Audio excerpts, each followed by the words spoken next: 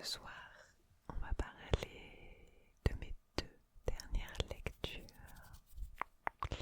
Je vais vous présenter deux livres que j'ai finis et que j'ai beaucoup appréciés.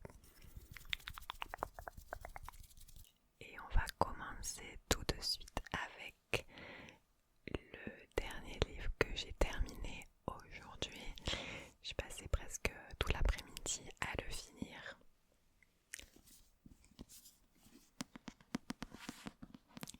Il s'agit du livre Glacé de Bernard Minier. Donc oui, je le lis que maintenant, je sais qu'il date un petit peu, mais vraiment très très très très bien.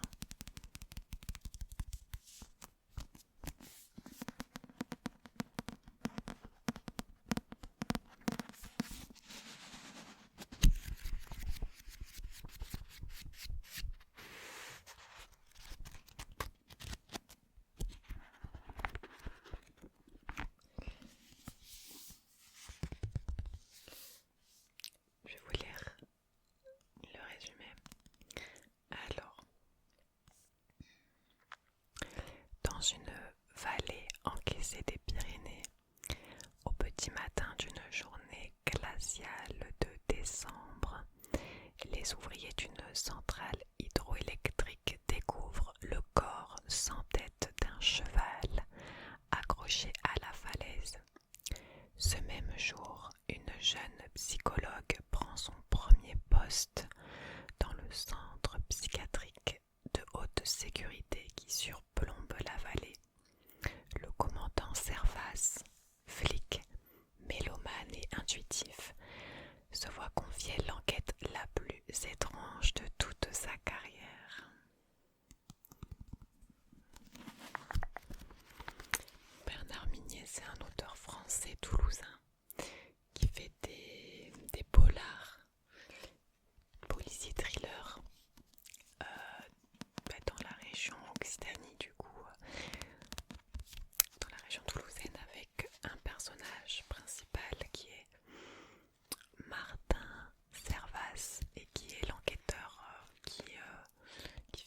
qui résout les enquêtes des livres. Donc j'en ai lu deux, c'était le deuxième que je lisais. Le premier que j'avais lu c'était Sœur, mais qui est beaucoup plus récent. Lui, il est un peu plus dans les premiers romans qu'il a fait. Parce que au début, écrit du même auteur, Glacé, le cercle n'éteint pas la lumière et une putain d'histoire. Donc le résumé est très très résumé, puisque c'est que le préquel des affaires qu'il y a dans ce bouquin. Et j'ai beaucoup aimé parce que l'intrigue nous prend du début à la fin. On a vraiment envie de savoir qui est ou qui sont les coupables ou le coupable de l'histoire. Il y a beaucoup de moments où on se dit, on soupçonne certains personnages, on se dit mais pourquoi pas ce serait lui, en fait non lui, en fait non elle peut-être, enfin lui, et j'aime bien parce que ça nous perd un peu, mais tout est bien clair, tout est bien fait, c'est vraiment un super bon thriller policier. D'ailleurs dessus il y avait écrit une réussite, le point, et derrière il y a écrit retenez bien ce nom, Bernard Minier, Le Figaro littéraire, et le point aussi, de répit, point, ni pour les personnages ni pour nous, une réussite. Prix du meilleur roman francophone au festival Polar de Cognac. Voilà. Il fait très très bon polar. Après il est un peu long, il fait 720 pages. Voilà. J'ai mis du temps à le lire, mais aujourd'hui j'ai lu le dernier tiers.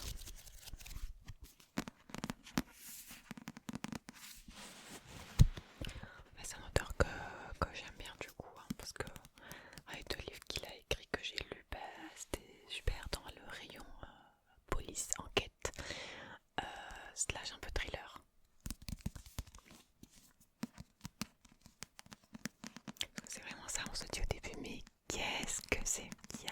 ça n'a aucun sens.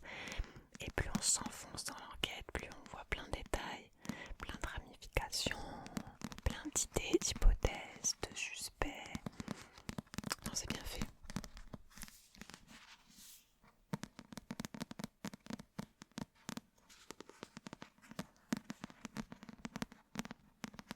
En tout cas, si vous aimez les polars, je vous conseille. Mais je pense que cet auteur est connu. Voilà pour ce livre-là. On va passer à la suite. Mais la suite, c'est pas du tout la même chose. Alors, un deuxième livre que j'ai lu juste avant Glacé. C'est un livre que j'avais eu pour mon anniversaire en cadeau, que j'avais demandé aussi. C'est Sorcery of Thorns de Margaret Rogerson. Donc là, on n'est pas du tout dans un polar, thriller, policier.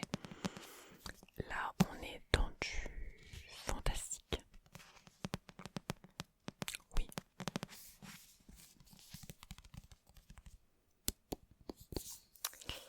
Et donc ici, il y a écrit un bijou ensorcelant de Stéphanie Garber, autrice de Caraval. Caraval, c'est une saga, je crois il y a 2 tomes et j'ai encore pas lu, mais à ce qu'il puisse, ça a pas une réputation, donc peut-être que je lirai aussi. Déjà, ce livre il est beaucoup trop beau, vraiment, j'aime trop. Allez, on se lit le petit résumé. Alors, là il y a écrit en haut déjà: tous les sorciers sont maléfiques. Alors, résumé. Elisabeth, qui a grandi au milieu des redoutables livres de sorts d'une des grandes bibliothèques d'Ostermer, le sait depuis son plus jeune âge, et elle compte bien protéger le monde de cette magie néfaste, l'épée à la main s'il le faut, jusqu'au jour où l'un des plus terrifiants grimoires se transforme en monstre de cuir et d'encre, semant mort et destruction. Accusée de l'avoir libérée et forcée à comparaître devant la justice à la capitale, Elisabeth se retrouve prise au piège d'une conspiration vieille de plusieurs siècles.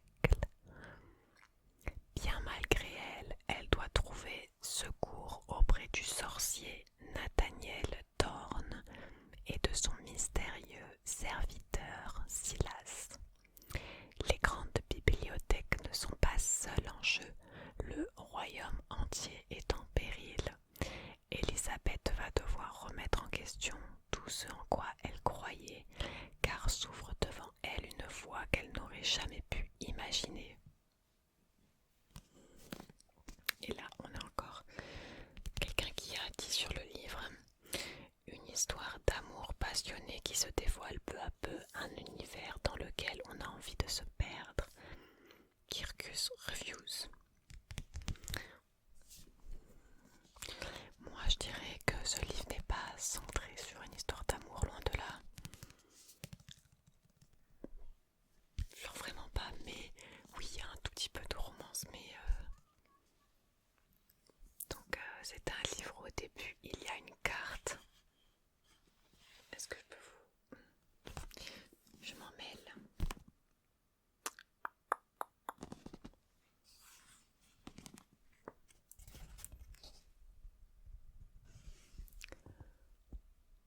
Oh, il y a une carte du pays, de la ville.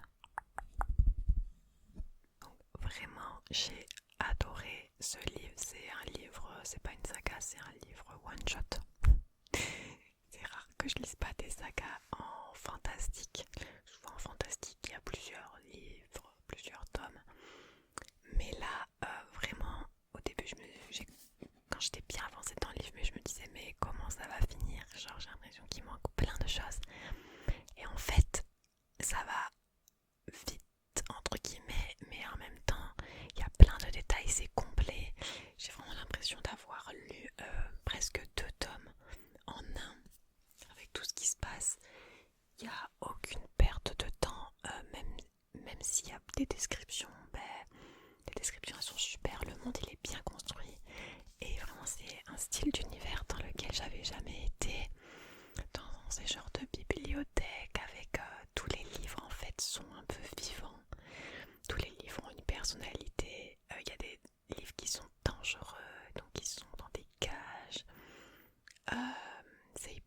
intéressant l'univers avec les sorciers qui sont craints par tous les bibliothécaires, etc.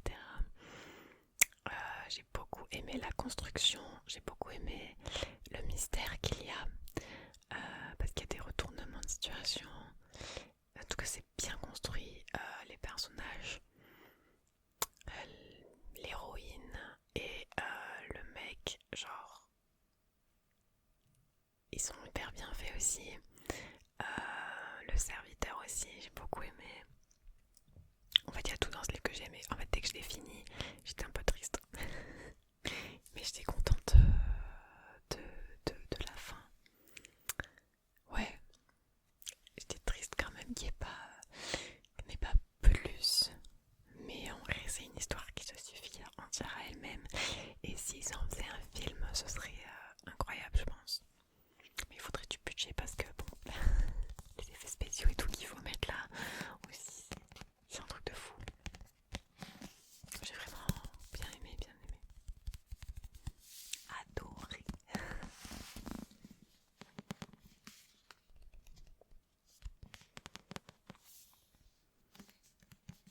En plus, c'est un peu dans l'époque un peu plus ancienne. Ils se déplacent en fiacre avec des chevaux, avec la magie. On imagine leur tenue, les décors sont bien plantés, les bibliothèques aussi, et tout ce qui est magique, les démons et tout, c'est... Non, c'est bien, franchement c'est bien fait. Il y a un style d'écriture sympathique.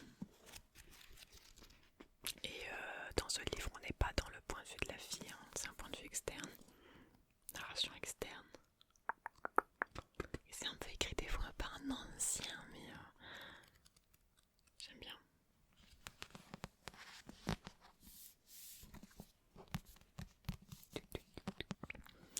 Et aussi le personnage féminin d'Elisabeth, il est pas chiant, il n'y a aucun moment j'ai été énervée contre ce personnage féminin.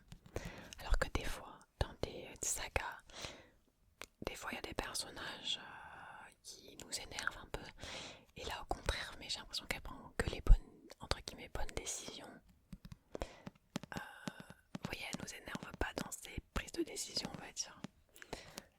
Et le mec non plus, c'est hyper bienveillant. Voilà, moi je lis des livres comme ça où il y a un peu de romance, mais ces trucs romance ado, pas la même chose que les livres style New Romance, il n'y a pas ça, d'accord. Il n'y a pas de scène, voilà, non, il n'y a pas, c'est pas cet amour-là, c'est pas cette romance-là. Là, c'est la romance cute de jeunes personnes, et encore, mais c'est pas du tout l'essentiel de ce livre, loin de là. C'est un peu sauver souvent le monde en fait. Voilà.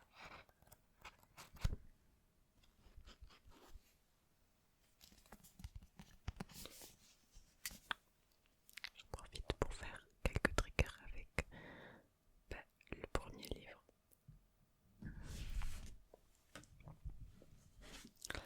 Parce que pour une fois qu'une vidéo est courte, j'ai le temps.